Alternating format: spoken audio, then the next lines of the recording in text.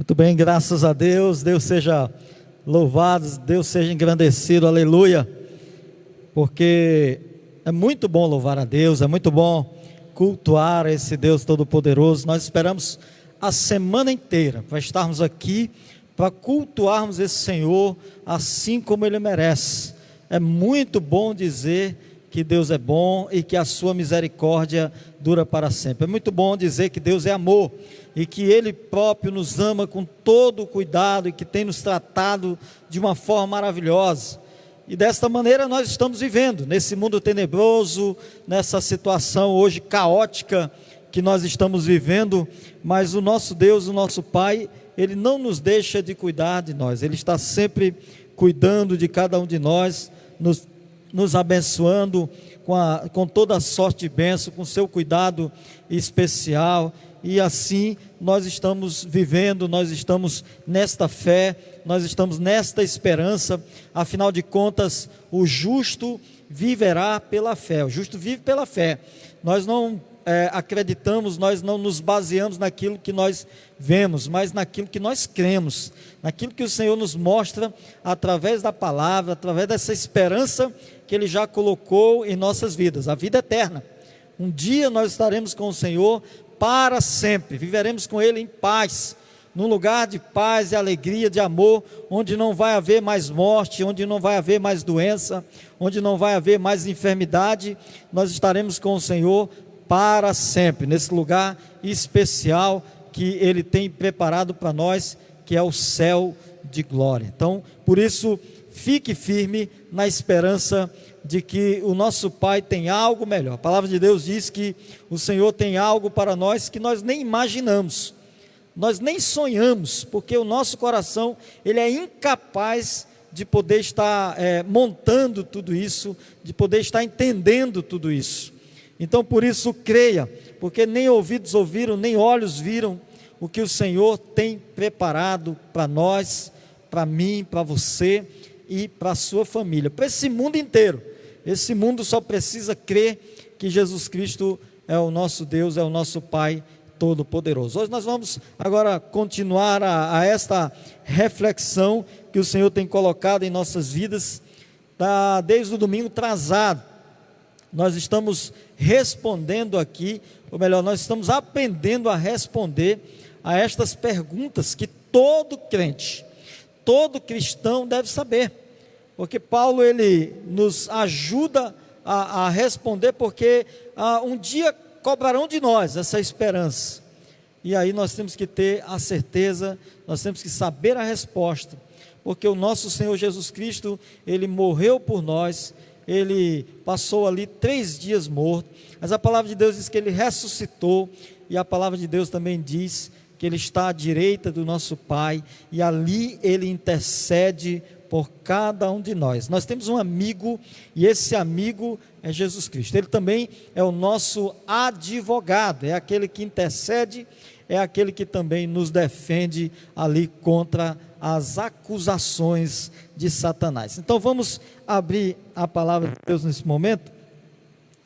em Romanos, no capítulo 8, abra juntamente comigo aí, Romanos capítulo 8, nos versos 31 ao 34, abra comigo Romanos capítulo 8, nos versos 31 até o verso 34 da palavra de Deus.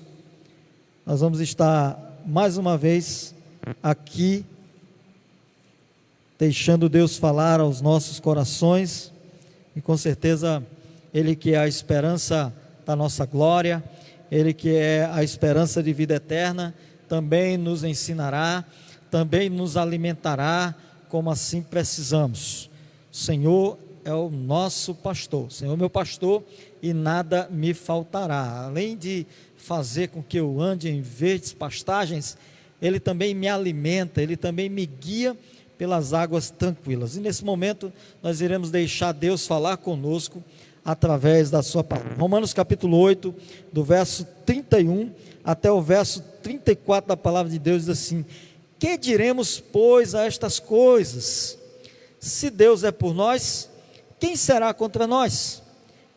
aquele que nem mesmo a seu próprio filho poupou, antes o entregou por todos nós, como nos não dará também a ele todas as coisas? Quem intentará acusação contra os escolhidos de Deus? É Deus quem o justifica. Quem é que condena?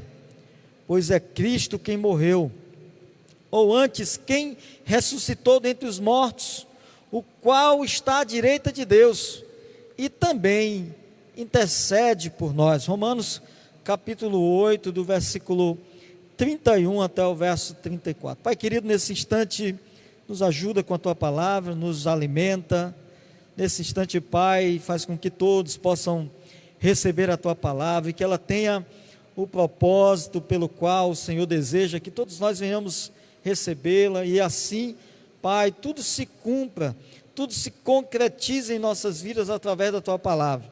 Então Deus fala conosco, nós abrimos o nosso coração nesse instante, e em nome de Jesus, nós te pedimos, Pai, entra em nossas vidas através da Tua palavra, e que ela nos alimente, e assim fortaleça, e assim nos refrigere a nossa alma. Nós oramos, nós te agradecemos em nome de Jesus, amém, amém, amém, amém, graças a Deus.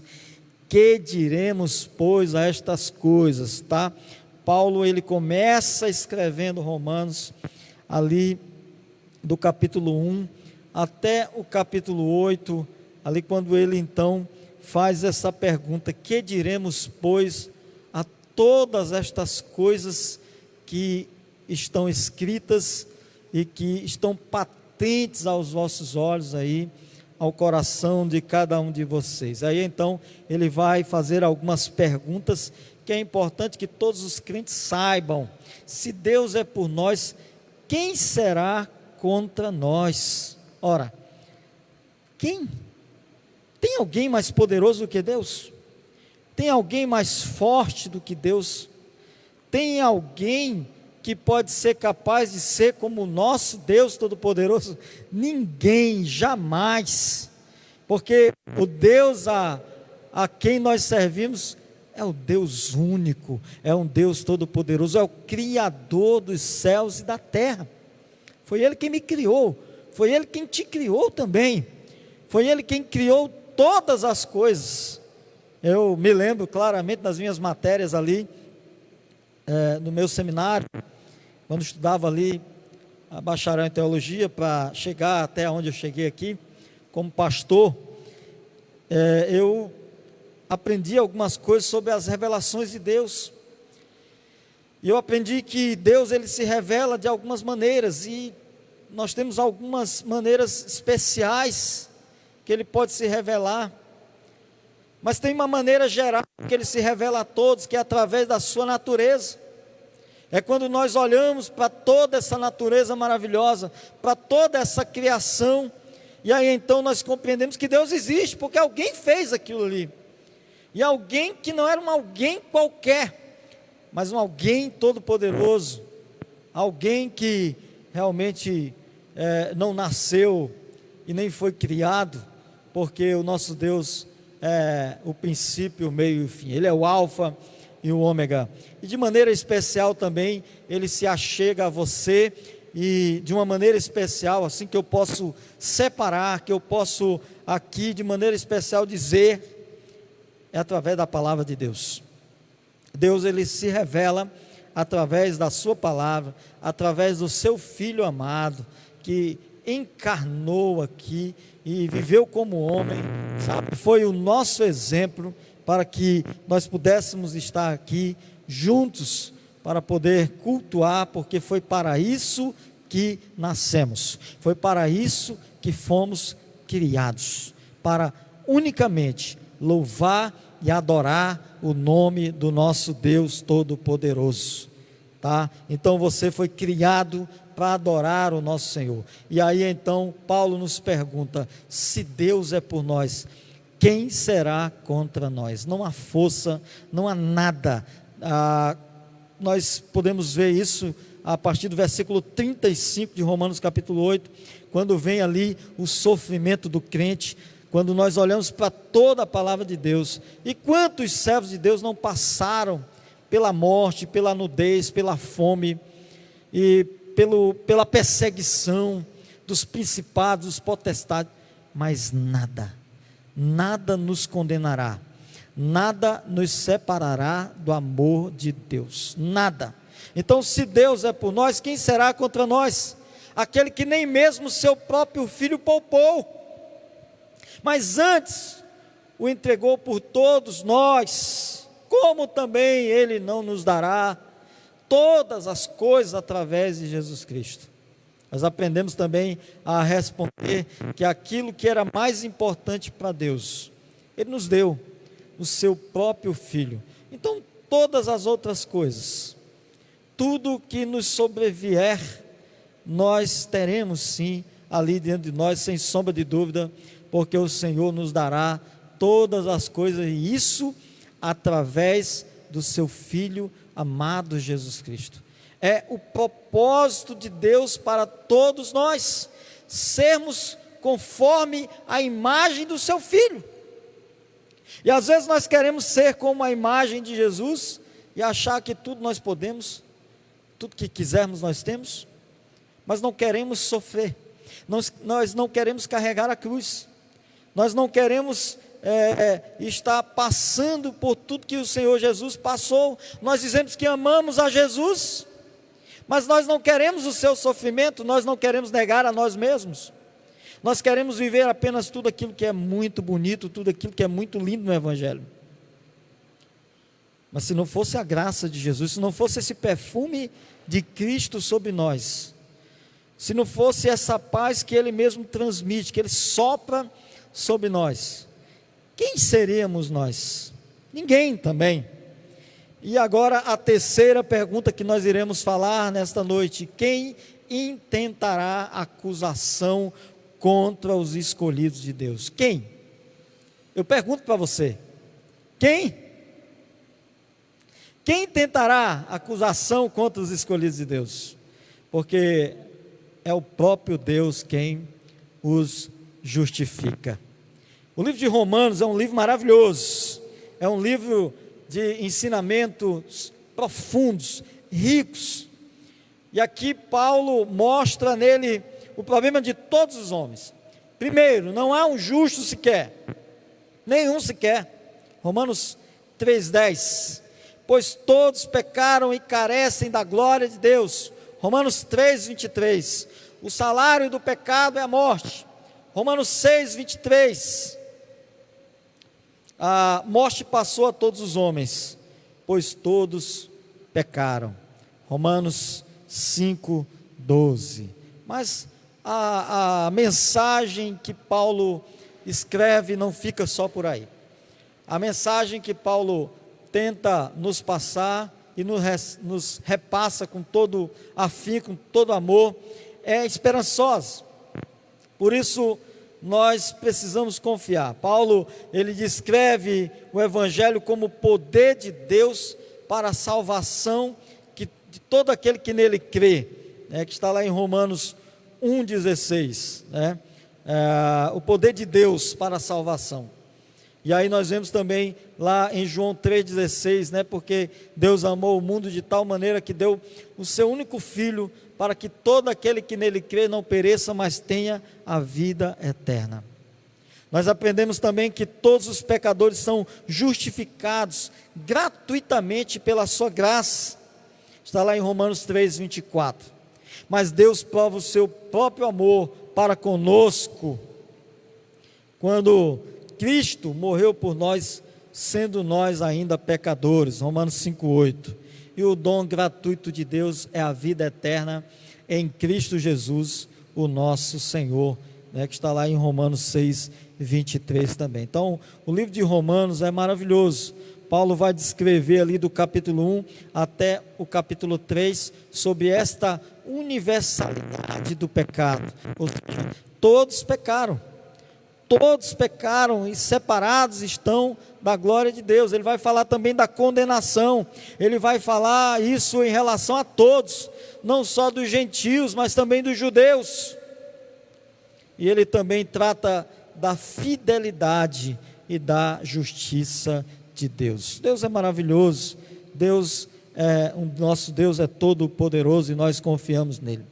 E aqui, depois de Paulo ter provado aqui todos os temas, ele agora vai estar prorrompendo aqui agora uma série de interrogações que por meio da qual expressa aqui a grandeza da alma dos crentes. Aqui a gente vê algo indestrutível, inquebrantável, intransponível. A gente vê aqui o momento da prova, e é no momento da prova que o crente se abastece de toda essa força, quando Deus é por nós, quando Ele nos dará tudo, quando nós não sofreremos esta acusação, ou pelo menos não seremos condenados, porque é o próprio Deus quem nos justifica. Então, quem intentará? Quem planejará? Quem projetará acusação contra os eleitos de Deus? Ninguém pode acusá-los. Quem tentará acusar, criminar, culpar aqueles que estão em Cristo? Aqueles a quem Deus elegeu? A resposta certa e correta é ninguém. Todos nós sabemos que Satanás, ele é o acusador. Está lá em Apocalipse capítulo 12, no versículo 10. Portanto, nós precisamos conhecer que este acusador, ele não se aquieta, ele não deixa de trabalhar, ele não se cansa, ele trabalha 24 horas para estar acusando, mas nós precisamos saber qual é a nossa posição espiritual. Nós precisamos entender que nós somos filhos de Deus, nós somos servos de Deus, para que Satanás não encontre essa ocasião nas nossas vidas. Nós precisamos ter cuidado, não dar lugar ao diabo, né? Satanás, ele é muito empenhado, e sem dúvida, para nos tentar, né? Mas eu gostaria de chamar a sua atenção nesta noite no seguinte fato: embora Satanás goste de tentar o crente, essa não é a sua maior ocupação. O trabalho principal de Satanás não é a tentação, preste atenção nisso. O trabalho principal de Satanás não é a tentação, mas sim a acusação. É o trabalho principal dele, porque a vontade dele é que nós fôssemos condenados por Deus. Quem é Deus aqui? Deus é o juiz. Quem é Jesus? O nosso advogado. Veja que você está diante aqui de uma imagem aqui de um tribunal. Isso era muito comum no Antigo Testamento. E aí então Paulo vai usar esta mesma imagem de um tribunal, quando aqui Deus é o juiz, quando aqui Jesus é o nosso advogado, quando Satanás é o acusador e quando nós somos o réu. Então nós temos que prestar muita atenção nisso. Por isso então Paulo faz as perguntas: se Deus é por nós, quem será contra nós? E o interessante é que nesse tribunal, depois que o justo juiz, ele mostra realmente o veredito, ele está dizendo que ninguém vai nos condenar, porque primeiro ele está do nosso lado, segundo, ele deu o seu único filho para morrer por nós, terceiro, esse próprio filho é aquele que intercede por nós. Então virão as acusações, virão aí as tentações, mas a vontade principal de Satanás é exatamente que fôssemos aí então condenados por Deus, o juiz, né? E para ter essa condenação, primeiro ele tem que ter a acusação, né? Primeiro ele tenta nos acusar. Você lembra da história ali de Jó, né? Quando Satanás, ele passeava ali, quando ele chega até a presença de Deus, e aí então Deus faz uma pergunta: você conhece meu servo Jó? Você já viu como procede o meu servo Jó? e aí então Satanás vai acusá-lo, né? Vai tentar jogar ali algo contra a pessoa de Jó, e aí então Deus diz, vai lá, tira tudo que ele tem, tira aquilo que é mais precioso dele, só não toca na sua vida, hein? É meu servo. E aí então Satanás ele tem esse papel de acusar, de tentar apontar o dedo, sabe, dos nossos erros, quando ele nos acusa para tentar abalar essa confiança que temos em Deus, quando ele tenta tirar a nossa alegria do viver cristão, quando ele tenta impedir a consolação que nós temos em Cristo, porque esta consolação, ela nos sobrevém exatamente quando nós pecamos, quando nós nos entristecemos, quando nós praticamos aquilo que é errado, e aí então vem Jesus e nos consola, então vem Jesus e nos dá força, e aí vem Jesus e nos levanta, aí vem Jesus e nos dá ânimo, para que nós possamos assim continuar esta vida, porque Jesus pagou os pecados por nós. Sabe, nesse tribunal, Deus estava dizendo, não há condenação, porque o justo se tornou injusto, para salvar os injustos, através do veredito do justo, do nosso próprio Deus. Então, Jesus ele carrega sobre si toda a injustiça. Quando Paulo escreve do capítulo 1 ao capítulo 8, ele vai falar dessa condenação, ele vai falar desse pecado, ele vai falar desta injustiça, mas ele vai dizer no versículo 1 do capítulo 8, pois já não há nenhuma condenação para aqueles que estão em Cristo Jesus, o nosso Senhor. É unicamente através de Jesus, através da cruz, que nós passamos, que nós colocamos a nossa esperança, e que pela fé nós recebemos essa graça, é que nos justifica, é que nos santifica, é que nos regenera, é que nos glorifica. Essa glorificação, quando a palavra de Deus diz que Ele nos chama, Ele nos predestina, Ele nos justifica, Ele nos glorifica, porque Ele nos glorificou e nos glorificou em Jesus, está no passado, está no pretérito perfeito. Mas como está no passado, se ainda vamos passar por isso? Porque o unigênito, o exemplo, aquele que primeiro foi, aquele que primeiro nos amou, aquele que primeiro morreu, aquele que primeiro ressuscitou, também um dia há de nos ressuscitar e nos glorificar. Amados, o diabo ele tenta nos lembrar dos nossos pecados antigos, até mesmo aqueles pecados que nós nos arrependemos, aqueles pecados que nós confessamos a Deus, ele tenta nos lembrar, ele tenta impor sobre nós toda a carga de acusações que consigo ele possa trazer. Ele leva até Deus essa acusação de todos nós, e quando nós falamos sobre isso, nós podemos entender também, quando Paulo escreve a Timóteo ali sobre alguns acusadores, que alguns fazem também o papel do diabo. Quando Paulo fala a Timóteo de alguns acusadores, ele usa exatamente esse termo grego, diabolos, o acusador das nossas vidas. Então infelizmente muitos ainda recebem esse cargo, e fazem o trabalho, o papel do diabo.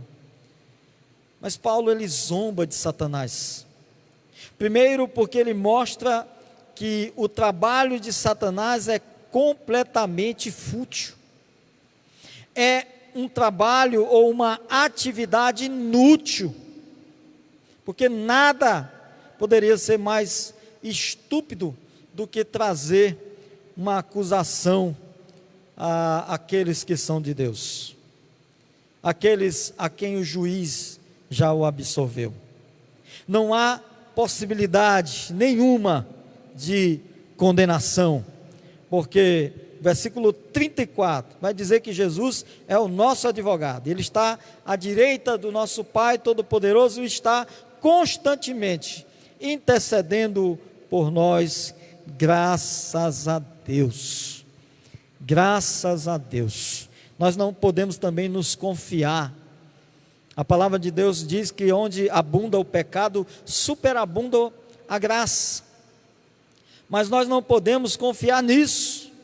Primeiro, porque o pecado traz consequência, traz a morte.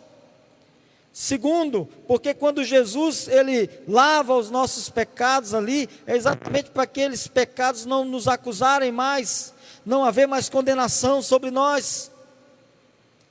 Talvez você possa dizer, então se eu não for mais condenado, eu posso fazer tudo o que eu quero, na hora que eu quero. Isso está mostrando que você nunca recebeu Jesus na sua vida. Porque nós não podemos viver na prática do pecado. O pecado para o crente deve ser como algo acidental. Mas talvez você possa dizer, pastor, eu tenho minhas fraquezas, eu tenho os meus erros, mas você luta contra elas. Você trabalha contra ela todos os dias. É uma batalha ferrenha. Tem dia que você ganha, tem dia que você perde. Tem dia que é a carne que ganha, tem dia que é o espírito que ganha. Mas isso depende de você, depende de quem você alimenta. Se você alimenta o teu espírito, se você lê a Bíblia, se você vai à igreja, se você coopera, se você trabalha, se você tem consciência, se você louva ao Senhor, se o Espírito Santo intercede, ele mostra que você é crente, que você é um servo de Deus. Continue lutando, continue batalhando, porque Jesus, quando voltar, ele quer ver você nessa luta. Ele vai te levar. Porque, infelizmente, enquanto nós não formos glorificados, enquanto a nossa carne não for transformada, enquanto nós não nos parecermos ali na glória com Jesus, infelizmente nós iremos pecar. Infelizmente nós pecamos. Mas uma coisa nós sabemos, que se Deus é por nós, nada será contra nós. E se Deus deu o seu próprio Filho, Ele não poupou o seu próprio Filho por nós, Ele também nos dará todas as coisas. Eu não tenho dúvida de que o acusador irá continuar nos acusando, mas é Deus quem nos justifica. Ou seja, tudo que nós fazemos de errado, nós iremos prestar contas diante do tribunal de Deus, iremos prestar contas diante do Senhor. Por isso, não faça o papel de juiz, porque você também é réu nessa história. Então, vamos cuidar de nós, vamos cuidar de nossas vidas, vamos amar, vamos melhorar a cada dia, para que nós, como servos, possamos andar juntos, amar uns aos outros, ter paz. Porque uma coisa nós sabemos, que diante de tão grande tribulação que nós estamos passando, de tão grande calamidade, essa calamidade que assola o mundo, nada nos condenará, nada nos separará do amor de Deus. Que Deus nos abençoe grandemente e de maneira maravilhosa. Eu quero dedicar a você, quero entregar a você esta palavra de Deus, não é minha, é do Senhor. E que em nome de Jesus você possa ter guardado todas essas palavras no seu coração. E que o Senhor comece a transformar a sua vida. Comece a mudar o seu caráter, a sua maneira de tratar, principalmente os relacionamentos. Que Deus possa, em nome de Jesus, abençoar você, a sua casa, a sua família. É muito bom poder estar diante do Senhor esta noite e poder saber o quanto Deus é bom, o quanto Ele é maravilhoso. o quanto Deus nos ama. Eu tenho aqui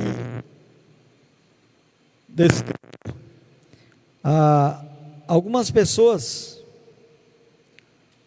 que puderam comentar algo neste culto. Inclusive quero chamar a sua atenção. Comente sobre o culto, tá? Comente sobre o culto. Dê um glória a Deus. Diga amém, né? Compreenda as palavras, interage com o culto, ou seja, participe do culto, tá bom? Para que eu possa lembrar aqui de poder mandar o meu abraço especial para você. E não esqueça de compartilhar também este culto, porque eu tenho certeza que muitas pessoas precisam ouvir essa palavra, para que possam assim compreender qual é o propósito de Deus para as nossas vidas. Às vezes eu fico olhando aqui as mensagens e as pessoas estão interagindo umas com as outras. Não é interessante? É como se você estivesse no culto aqui presencial e estivesse conversando com o outro. E não é bom. A hora de cultuar ao nosso Deus é a hora de cultuar apenas Ele, de falar apenas com Ele. Não é hora de conversas paralelas. Eu espero que os amados irmãos me compreendam e que Deus é maravilhoso. Eu quero dizer para você também que as coisas estão mudando. Nós já recebemos alguns protocolos e eu acredito que logo, logo, em nome de Jesus, nós estaremos de volta. Mas eu quero desde já começar. Pelo que nós compreendemos, se não houver nenhuma mudança, apenas 30% da igreja vai estar participando em cada culto. Terá que agendar a participação. Nos cultos, nós teremos que ter uma pia lá fora para lavar as mãos, alguém ali, sabe, aspergindo álcool nossas mãos. As crianças de 0 a 12 anos não poderão participar dos cultos. Os idosos não poderão participar dos cultos, pelo menos no primeiro momento. Pastor, o senhor está impondo? Não estou impondo nada. Eu estou apenas dizendo que é o protocolo, é aquilo que a prefeitura, o governo do estado vai estar tentando, né, repassar para que a gente possa voltar pelo menos com uma parte. Aqueles que tiverem com sintomas gripais não podem participar do culto. Então nós temos que nos preparar. Nós trabalharemos com o mínimo de pessoas na igreja, mas iremos continuar assim, o nosso culto online, para que essas pessoas que não poderão participar possam estar acompanhando também pelas redes sociais. Teremos todo um cuidado, porque a fiscalização vai estar em cima, e nós estamos querendo mostrar também para a sociedade e também para as autoridades que nós somos uma igreja correta, que nós servimos a um Deus justo, um Deus santo, e que nós também obedecemos às regras das leis e também honramos as autoridades. Por isso, muito obrigado. Eu quero falar apenas de alguns nomes aqui. A Alessandra Guimarães, o meu abraço para você. A Tabita, a irmã Maria do Carmo, a Solângela, a Antônia Muturil, o Aniel, a Geivânia, a Ilse Brito, a Neisilane, o Paulo Daniel, a Sirene, Estevão, Lúcia, Ellen, Cátia, Isa, Marisa Nascimento, Abreu, Osés, de Noélia, Marlene e o Denê, a minha esposa Renata Lopes, Deus abençoe, a irmã Ismara, a irmã Zéza e alguns outros irmãos que eu não consigo acompanhar por aqui, porque eu estou sem o meu secretário hoje, e aí infelizmente eu não tive como anotar aqui, mas nós temos outros irmãos, o Ferdinand Castelo Branco, a irmã Jesus Oliveira também está nos acompanhando, meu abraço, então a todos, quem mais? A Rosiane Sena está conosco, Luiz Fernando, literalmente conosco, o Assis e muitos outros irmãos. Gostaria de, congratulá-los aí com o meu abraço e dizer que estou com muita saudade dos amados irmãos. Eu acredito que nós estamos ansiosos aí por essa volta. Eu quero, nesse momento também, pedir a você, não deixe de cooperar, não deixe de devolver o seu dízimo. Devolva, procure o irmão Luiz Fernando, a irmã Isa, ou mesmo o pastor.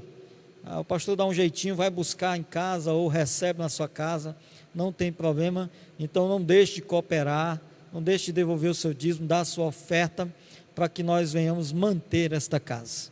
Então o meu abraço, quero nesse momento impetrar a bênção apostólica sobre você e sobre a sua vida. Você onde estiver, baixe sua cabeça, quero estar abençoando você com esta graça que o Senhor nos concede. O amor do nosso Deus Todo-Poderoso, a graça salvífica do nosso único e suficiente Senhor e Salvador Jesus Cristo, a comunhão e as ricas consolações do Santo Espírito de Deus esteja conosco, hoje e para todo sempre. Amém. Amém.